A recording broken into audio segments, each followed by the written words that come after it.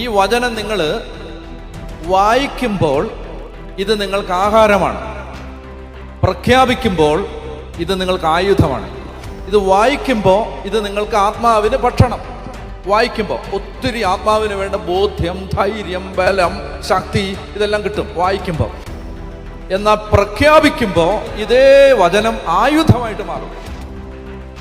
എഫെസോസ് ലേഖനം 6-ാം അധ്യായം 17-ാമത്തെ വാക്യം, രക്ഷയുടെ പടത്തൊപ്പി അണിയുകയും ദൈവവചനമാകുന്ന ആത്മാവിന്റെ വാൾ എടുക്കുകയും ചെയ്യണം.